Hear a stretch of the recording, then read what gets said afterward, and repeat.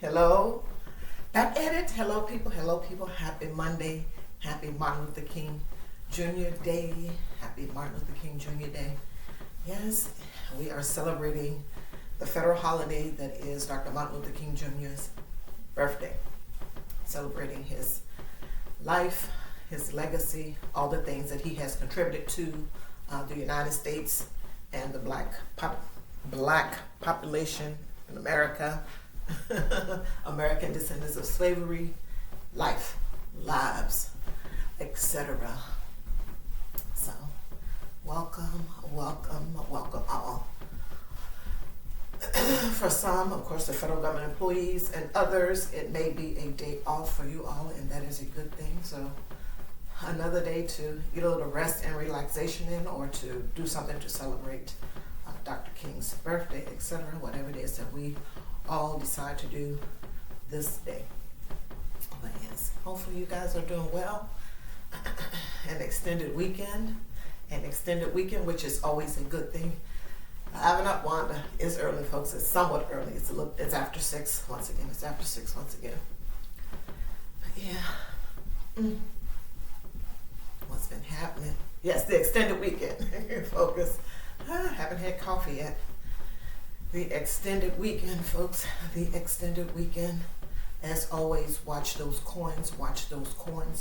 Do your best always to stay on budget each and every day, but definitely during the weekend when you have extra time on your hand and you need something to do, and the phone is right there in your hand, or your tablet, laptop, etc. So close. Let's get on there and see what's happening at Walmart, what's happening at Target. Make sure you have that budget right there open. Okay, this is what I got going on. This is what I got going on next week. Okay, so let me go and find something to do and not let my fingers do the roaming on the tablet or the phone. Yeah, watch your coins and do your best to stay on budget. Do your best to stay on budget, folks. What is today? 15th. Today is the 15th day. Let me make sure. Yeah. Yes. Stay on track. Halfway through this month. So stay on track with those goals and resolutions as always. So let's get into it. The daily to-do. What did I put on here? Yes, it's a little budget tip also to save you some money over time if you start to do it. And of course, slow and steady wins the race. If you have to slowly start doing this or anything else, that is going to be a good thing until you can build up the momentum, etc. Make your own coffee at home. Yes, make your own coffee at home. It will save you time getting in the line or ordering ahead and then having to get out and go in, or someone is bringing it to you. It will save you all of that. And of course, the money for the coffee itself. The cost of the coffee, if you buy the grounds or the pods, etc. And then you do all the things that you want to do with. And of course, buy all the fixings that you like, all the different milks, syrups, etc. If you need to buy one of those frother things, any of the other contraptions that they may use, etc., then do that. And of course, if something is a little costly, then plan for that. And then just see if the particular costly item, is it well worth it? Like, how many times do you get an espresso? If you're not getting it that much, then maybe investing in a machine may not be a good thing, unless you can get some of these combo machines and it works out well for you, that type of thing. But make your own coffee at home. It'll save you a few pennies. Of course, you have to do the math to see what works for you. But that is a daily to do. Make your own coffee at home. What else do I have on here? Okay. The tip of the day. Hindsight is 2020. And most of you all in my audience are grown and sexy and know this already. Hindsight is 2020. As you go about life, you're making decisions, good, bad, or indifferent. And of course, when we look back on things, most of the time, well, for me, and I think for others, that we are looking at the things that did not go well. We made a bad decision on this, that, or other. We made a bad decision on a person, which is going to bring me to the story. Like, oh my goodness, I wish I had not, even began to like that person. How could I have fallen in love with that person, et cetera, et cetera, et cetera. Test case dummy here.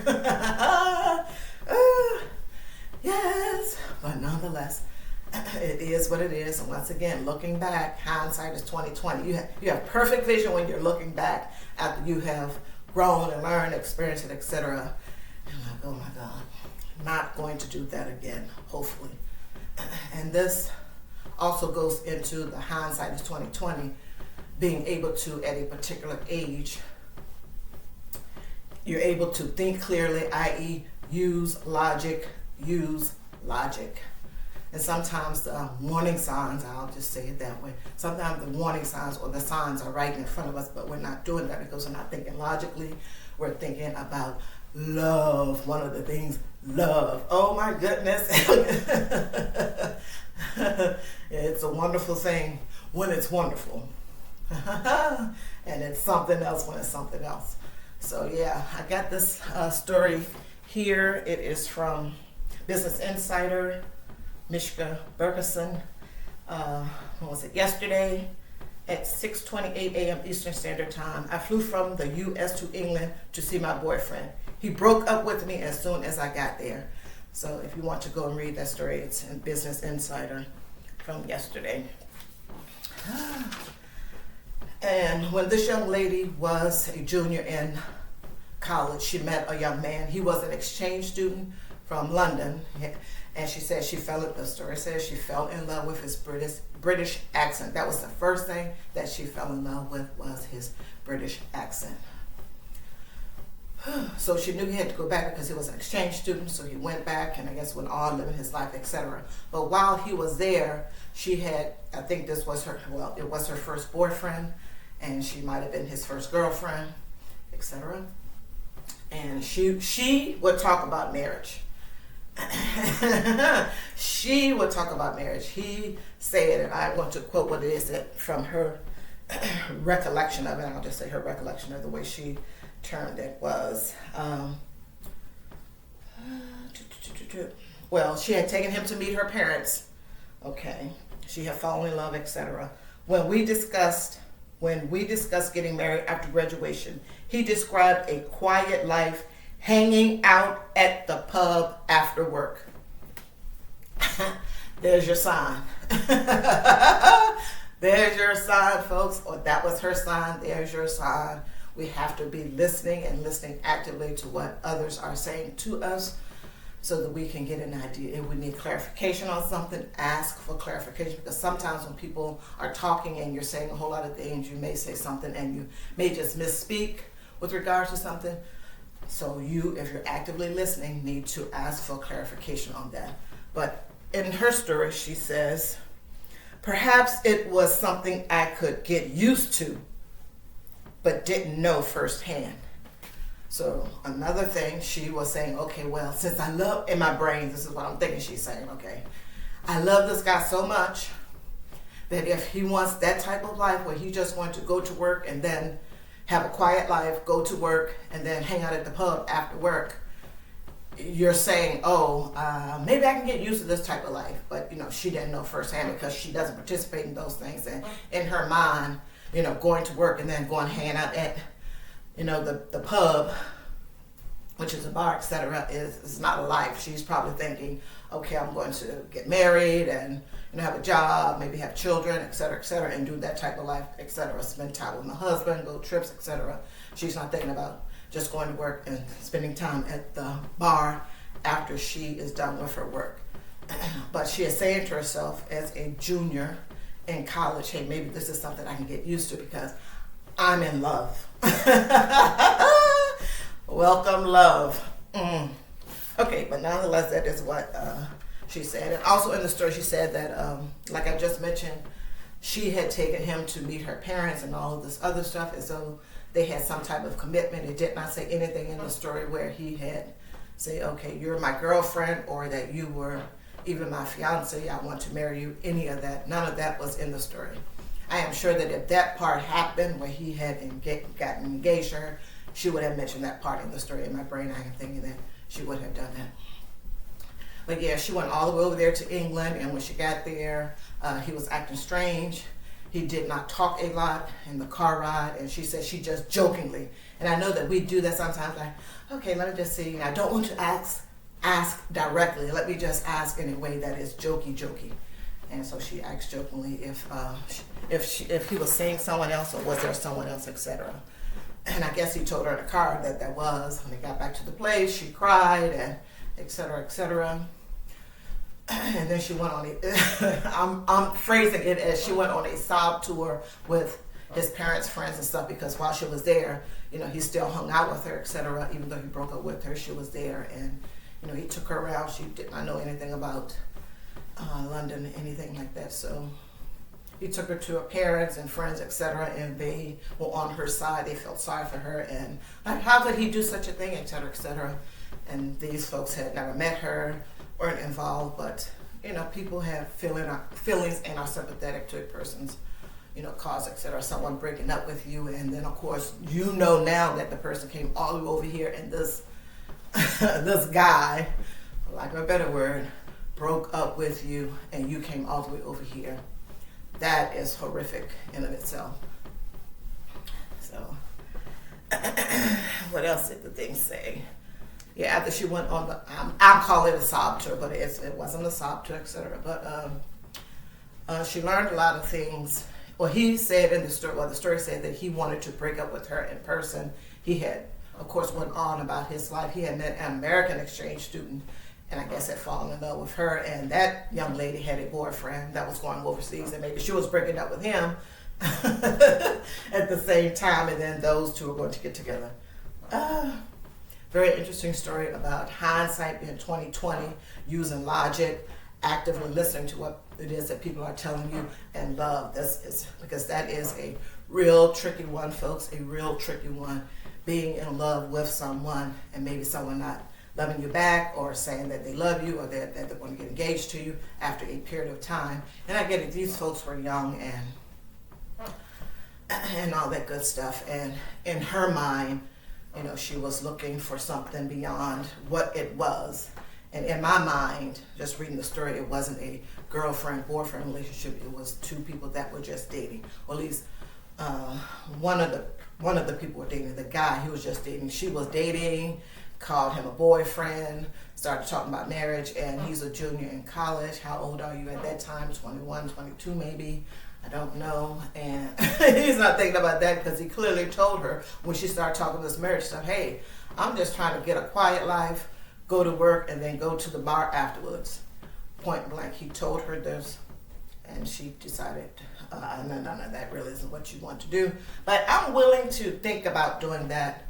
Perhaps I can change my whole life and, get on board with going to work.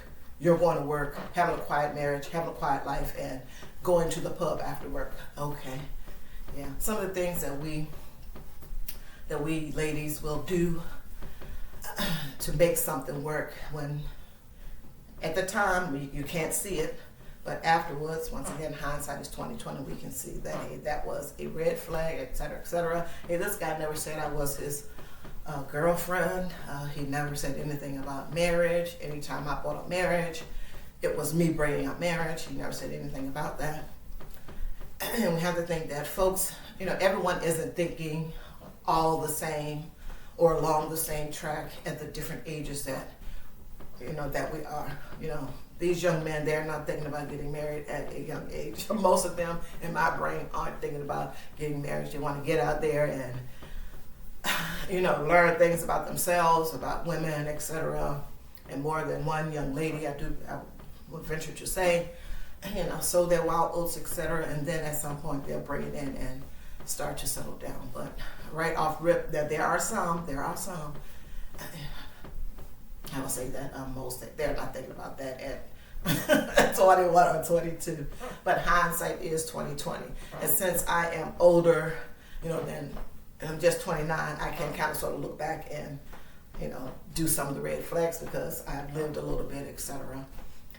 And yeah, we have to be sure. Just as always, we are always in a training mode, whether we have children of our own, cousins, nieces, nephews, etc. And if we have some type of knowledge with regards to this, because that love thing is big and major with folks.